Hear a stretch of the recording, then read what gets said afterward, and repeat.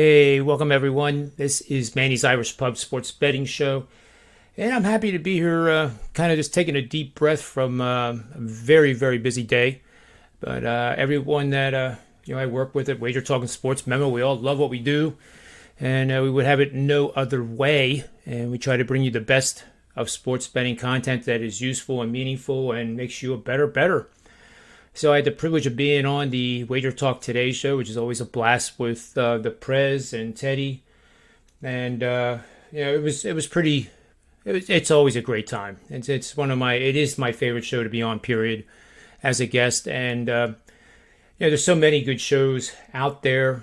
It's hard to really single one out, but I know these guys now over the last year and grown to know them as colleagues, comrades, and friends, if you will, and it's a pleasure to get to talk to them. I always come away with knowledge, and having Ralph Michaels follow me up, since I think I would put the hat of data scientist on both of our heads because we just love numbers, especially numbers that can help make money. They're even better. And if you did watch that show, you know that I do like Purdue this week in college football landscape, and as I always say, I never hype anything. I could be dead wrong, but it's just something fishy about that game, and I think Purdue is going to really give them a tough battle. That line will probably go up. We'll have to see how Wednesday's action goes, but pencil that one in to monitor as the week goes on, and let's see how the betting flows go in that game. And great discussion with the Prez and Teddy on Penn State versus Michigan. I think, and there's no right or wrong answer ever. And that's what makes a great show. It's what makes a great pub scene. You go have a beer and you start exchanging ideas with somebody that might have a different opinion, and it's fun to learn the other side. We all learned a long time ago to bait a issue or a game. You really have to have full knowledge of both sides and what both sides want to accomplish. And when you have both of those working together, then you're doing pretty damn good. But I think in front of 111,000 fans, even at noon, it's not going to be a whiteout or the stripe out that Penn State has become famous for. But that place is going to be rocking because it is Michigan. And they all love to see Harbaugh throw his clipboard or his headset or anything. But mainly the headset and the clipboard. When that gets tossed, the crowd goes even louder. And I hear LSU's gets really loud at night. But in terms of decibels, I know there's another stadium that's higher than Penn State. But I was at the 22 Michigan games ago. I had the privilege of going to that game, and I'm telling you, there was 110,882 fans and about 16 Michigan fans. And when Michigan had the ball at the student end in the red zone there was no way in God's green earth they were going to be able to call an audible, even if they used hand signals. And it's a big-time home field advantage. In fact, I referenced Ralph Michaels earlier, and I just recalled that he has Penn State as the single best home field advantage in college football of 6 points. So, to Teddy's credit, that, does make Michigan the better team on paper. But again, in my opinion, I think recency bias here is really heavily overvaluing Michigan in this matchup. And, we saw what happened with Michigan before. Harbaugh has a tradition, and I don't want to use that negatively, but he has not won enough big games for a program like Michigan. And I'm sure the supporters and the boosters are probably growing tired of it, even though he's only got one loss. But supposing he loses this game and then he gets hammered by Ohio State, that's an unsuccessful season in Michigan fans' eyes, and I can understand why. But we'll just have to take it one game at a time and see what unfolds. I did want to talk about golf, and Max on Record had put this in my ear not too long ago. I don't know if he's in the chat room or not, but Darmel Castro is in the chat room, and he says, good show today. I appreciate that. Yeah, I am hoping that somebody joins me, but it's this time of year, guys and gals. It's a crazy time. You might be able to see in my eyes. I'm just pretty much mentally fried, but it's a good mentally fried. Not complaining, but it's just fun to. I just enjoy working this hard, and that's how I've always been, and I'm surrounded by guys that work even harder. Excuse me, but in the PGA Tour, I do have a graphic here. And this is archived, so everybody can get it. I provide this pool of players. So these guys come up high on my list, and it is a site that I use to create custom sites, custom lists like this, and it's really beneficial. And I'll put that in the comment section later on. But this is the first time in a long time. Certainly more than 18 months, maybe 24 months, 28 months that I've had more than 21 golfers in a field. So that shows how difficult this event could possibly be to get 6 guys through the cut. And that's your goal. You don't want to identify who's going to win. You don't want to identify who is going to come in top 10, top 20. That's for bets. And this is a team thing. This is DraftKings. So you can see that we're on top of the board, and somewhat surprisingly is Shane Lowry. But then you have Max Homa, we know that name. Adam Scott. Now there's a name that has been I don't know what the word is. Maybe you guys know, but not squashed, but just kind of become almost borderline irrelevant anymore. Like he's just another golfer, and that may be true. But on any given 4-day period, that guy can still win at the PGA Tour level, no doubt. Harold Varner's a good name. Sebastian Muniz has been on the list for many straight weeks. Tony Finau the same. Taylor Gooch sporadically, I would say, probably 25% of the time. So the fact that it's rare that he comes up on the list, you would probably want to isolate him and then see what your research tells you. And I'd be happy to get responses from all of you guys that do DraftKings and see which of these players you like, which ones you don't like, which even share lineups. But with 25 golfers and 6 slots, there's a tremendous number of possibilities here for a lineup. I'll slide over here so I'm not really looking at it from the back. But Pereira last week did not play well, so evidently, he probably bounces back. A very good golfer at the tour level. We'll have 1 or 2 weeks where he could miss a cut. But the top level golfers, they miss a cut. That's an automatic look, in my opinion, going forward, especially when we turn the calendar over and get into January, February, and then especially March and the Players' Championship, Masters, etc., etc.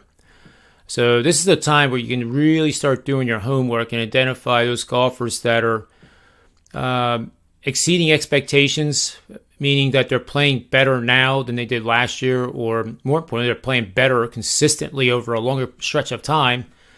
And when you get into events like the Players' Championship, you can use all these weeks that they played to your advantage, because then you have a big sample size and you get really good PGA intelligence out of it. And the PGA, the Players' Championship has been the one in DraftKings that, I call it the 5 majors, has brought me the most profitability. And it has been the majors that has been the best for me. And I don't know why that is, other than I tend to focus on that even more. I run the models. They do the same thing each week. But in the majors, you have a pool of guys that essentially qualify. There's no deeper field than the Players' Championship at this level. Now here's a name that I am totally unfamiliar with, Chad Ramey. I think I've heard of the name, but I don't know what his style of golf is. I don't know if he's a bomber or he's a putter, short game. But the rest of them, I think you all recognize. Of course, Brooks Koepka, Sahith Theegala. Now that's one I'm not familiar with, but I will go to work and study that later tonight. Tringali has been a great guy for me over the last probably more than 2 months. Harry Higgs, another guy that I'm going to be studying. But then look how he's flanked by Tony Finau, Jason Day. And it just reminds me that this PGA Tour has never been deeper in terms of talent. Absolutely has not ever seen this kind of talent top to bottom. You have 24 guys coming in from the Korn Ferry Tour, and they're all incredibly great golfers. So that just makes the tour even better and more fun to watch when the majors come around. So that's enough on golf. I do have a play going tonight in the MACtion. It's a side selection, $9. And I also was the $2 man at SportsMemo, where you could get my first basketball play for just $2, and that's a good way to test drive. But when you do the $2 guy, whoever that is, do yourself a favor and don't. If it loses, it loses. That doesn't mean the guy stinks. It doesn't. You have to be pretty good to get invited to be on SportsMemo and WagerTalk, and that's how it works. You don't show up and just say, "I want to be on your site." It's totally different. You have to have a pretty darn good resume to even catch their attention. So remember that when you do buy a play. My 5-unit play in the NFL, yes, I've been hitting a high percentage again this year. I'm number 1 at SportsMemo, college football and NFL. That doesn't mean my 5-unit and 10-unit plays are going to win. But it does mean that there's a high probability that my 4, 5, and 10s are going to make money over the long term, which means the entire football season. And that's what is happening once again in both sports. College basketball has been good to me. There hasn't been any incredible 70% seasons, but I range between, basically I've had as low as 48.7 and as high as 60. I think it was 62.8% in college hoops. Tournaments, I'll be honest with you, I came off one of the worst NCAA tournaments in my entire career last year. And I really felt like I did not adjust to the whole situation. And I'm not ever going to blame COVID, but obviously that impacted how my models were reading things, and it just turned inside out. So that was a bad tournament. But it was offset by, so many other different things. The NBA finished strong. Playoffs, once I tweaked the models a little bit to adjust. And I think I'm running full steam now, as you can tell by my records in all the sports. Hockey is actually down a little bit, but hockey's a sport where I don't get 3-packs all that often. I might get a play a day. A play every other day on average. So it's very selective, and it's going to play a ton of dogs. So in Major League Baseball and the NHL, you have to realize that it's not win percentage. Anybody can go out there and say, I'm hitting 75% Major League Baseball, but they also might be making 2 units. If you're playing minus 200, 250 dogs, it's a recipe for disaster financially speaking. And you really need to focus on the underdogs. And I've had years where I've won 45%, but my ROI was well over 200%. And that's because I benefited from plus 175 dogs to that plus 150 area, plus 145, that won close to 50% of the time. And when you do that, it reminds me of the blackjack, the casino game. So I have all these betting angles in my database, actually about over 5,000 of them. And some of them I call blackjack betting angles. So it's drawing on the casino game where, if you beat the guy to beat the dealer, you get paid what you bet. So even money. So with the exception of the 21, which pays the 3-2, let's just assume that it's 1-1. And you have a betting angle that averages a plus 180 dog that has gone 50 and 50. So that means if you're playing blackjack 50 and 50, 50 wins, 50 losses in hands, and you're betting $100 a hand, you basically lost nothing. And you might have made a tad or lost a little bit because you tipped the dealer because you're a good guy. And that's what you should do. But with a betting system, it goes 50 and 50, and you're getting paid $180 for every $100 bet. That's the cream of the crop. And I'd rather sit at home and do that week after week after week after week than try to, beat the dealer at the blackjack table. But we do have a friend here, Mr. Mejia. welcome. Hello, John Ryan. How are you, brother? Welcome. I really appreciate you joining me. I was just doing my monologue, I guess. I'm getting better at it, I think. Maybe. Well, very good. I am all yours till we got some panel videos. Been doing some college basketball stuff today. And then obviously prepping for these videos. We're going to break down Tennessee and New Orleans, the running back deficient New England Patriots against Cleveland Browns game, and Miami and Baltimore, which open up Week 10 on Thursday night. Good stuff. Good stuff. We had I was on WagerTalk today, which was a blast. I was the leadoff. Yeah. And I mean, it's just fun. You get to talk to the Prez and Teddy, and then I've been with about 14 months now, and once you get to know everybody, it is truly a family, and it's not anything else but an exchange of ideas and information, and trying to give people the best content out there. So I always look forward to that. And it was a lot of fun. But then we did NCAA football show with Jesse Scholl and Dr. Chuck. Then we did NBA with Ronald Kabang, better known as the U-Capper, and he is the reigning NBA champ of SportsMemo. So teaming up with him is very good because we love NBA. And I was a $2 man today.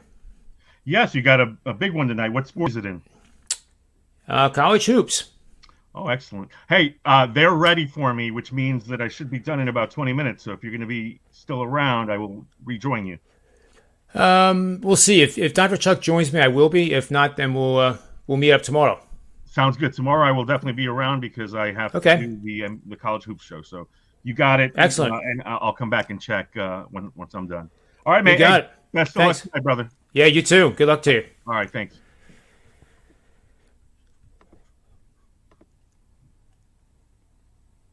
That, my folks, was Tony Mejia. And that's an example of how committed and loyal and how much the friendship means among all of us. For him to stop by like that says something. So let's see. What I do want to give you one pick. We can do that in the NBA, I believe. This is a game that I mentioned on the NBA Triple Double Show. And the Triple Double Show is something new we started. And it's Ronald Kabang and myself, and that's the double. The triple is that we break down 3 games for you in each show. Right now it's Tuesday, Thursday, Friday. I fill in solo shows on Monday and Wednesday, so you can look forward to that tomorrow. I have a video up right now on Twitter that is 53 seconds that gives you the summary of this pick. So you could go watch that, or we can just break it down a little bit here. But I gotta bring my notes up here real quick. I know we'll do. Let's see what I got here.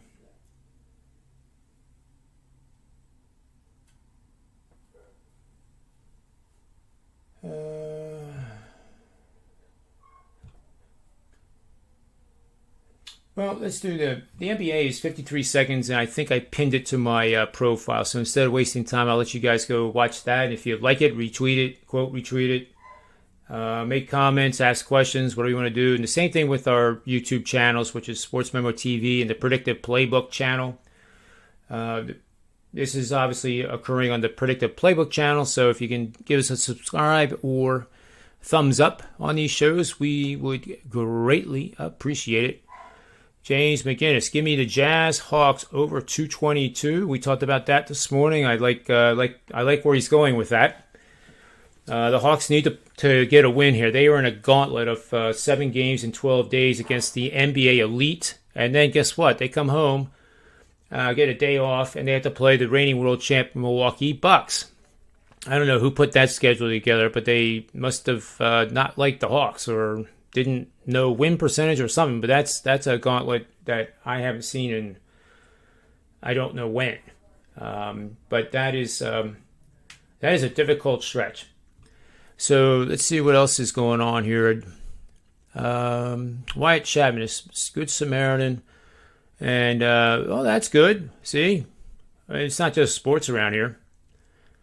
I got the J&J myself. I don't know if that's a good sign that he says feels good. Just kidding, but that's good. And you got I guess it's a booster shot for the J&J, which I'm scheduled to get myself. Let's see. MACtion record, we already did the PGA, so when this is over, you can scroll back and check it out. And let's just take a look at one game on the college board tonight that I think is worthy. I look at the marquee games between now and then basically the week after Thanksgiving going to December 1st. And that obviously would be Kentucky and Duke. I feel like I get more consistent results, and I just have a good luck thing going with the Madison Square Garden venue over the years. And I like to think I know what I'm getting when I study these teams that are the perennial powers, if you will. So let's pull that game up. That's the second game in Madison Square Garden following the Kansas Michigan State game. And let's see here, we got, bear with me a second here. There it is. And I just hit there we go. 9:30 tonight, Madison Square Garden. We have Duke now a 3-point favorite from what I'm seeing. The total hasn't really moved, 149, 148.5. But I do like the over in this game, and I think Kentucky is the right side. So it's a lean on Kentucky. But the over, I think that the pace of play here with the players that will be starting is going to be a touch faster. Certainly a lot faster, potentially for Kentucky. So this is the first game. I could be absolutely dead wrong with that analysis.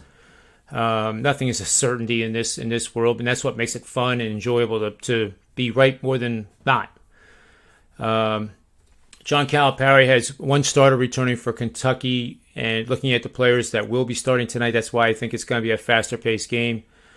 Duke, they have 3 starters coming back, which is the most they've probably had. I actually don't know the answer to that, but probably in the several seasons. The over is Duke is 33-14 as a favorite over the last 3 seasons. Duke is 22-10 when the total is between 140 and 150. Duke 16-7 in games over the last 2 seasons overall. Let's see what else I can tell you.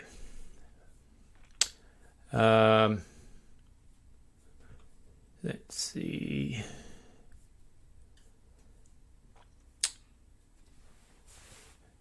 Well, Krzyzewski's pretty much, this is interesting. I mean, look how long his career is, 365 and 363. So 2 games over for the over in all games he's coached at Duke. So kind of a neat stat, but it's meaningless. Duke has no significant injuries. The over from the predictive models. Now, this is kind of like a self-fulfilling prophecy, but there is a pretty high probability that both these teams are going to score 75 or more. 75 puts it over the total by a smidge. But in games that Kentucky has played where both teams scored 75 or more, since the last 25 seasons, they've gone 96-2 to the over. That's 96-2. Duke, and to my point here, this is a quicker paced stat from the models. When Duke attempts 63 to 69 shots in a game, in games played over the last 2 seasons, they're 8-0 to the over. And that is definitely 63 to 69 shots in a game is definitely faster paced than average. They're also 21-9 over Duke is when they grab 9 to 13 offensive rebounds in a game over the last 3 seasons. And Duke, like Kentucky, I say Kentucky was 96-2 when both teams score 75 or more. Duke is 11-0 over the last 3 seasons when both teams score 75 or more points. So that would give you a pretty good breakdown of why I like the over tonight in that second game at Madison Square Garden. So I think for today, I'm going to I'll probably grab a refreshment and settle down, and then start doing some reading and research. And you just can't read enough, guys and gals. It's most powerful commodity I know is information. One of the famous Gordon Gekko quotes from the original Wall Street movie, and I was living 2 blocks from the towers at that time, so I remember that one well, and it's right. Now, you don't want to get the information the way he did in the movie, of course, but you want to get as much information, and that means talking to people, watching shows. And if football shows, bet on it with Marco D'Angelo and Gianni the Greek and Kelly in Vegas. That's a show that I watch, and believe me, I take notes. And if nothing else, I want to make sure that what my model is saying is aligned with possibly what they're expecting for a given game. Doesn't always lead me to a best bet, but it gives you more information, and information is power, and that's how you make money in this business. You just don't think that I think Denver's going to beat Dallas this week. There's got to be something behind it. And as many of you know, I had Jacksonville, and I guess it was the week before we had the Jets, and I said to sprinkle the money line. WagerTalk today, I said Purdue plus the points, and sprinkle the money line just in case. And that's what I'll conclude with. There has been, I believe, if I had my notes in front of me before, there has been. Let's see if I can find it so I don't have to guess here for you guys. I want to be right.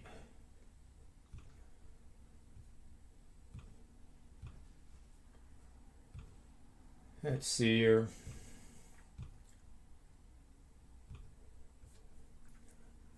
Well, just bear with me 1 second here, because this is good stuff. It's 17.5 point underdogs in college football that have won outright is a bigger number than most of you realize, or anybody realizes, unless you already know it. But we have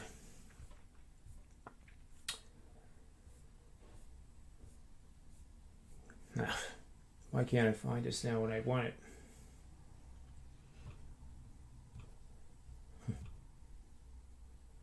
Well, it's around here somewhere, but there's been 18 games this year of dogs, 17.5 points or more, that won outright.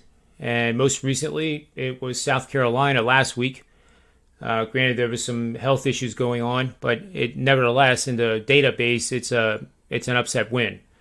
Earlier in the year, Texas A&M I had as a 5%er, and much to my surprise, I said to sprinkle it, but you just never know when these events are going to occur. But if you play them consistently over the course of the season, you're going to hit one.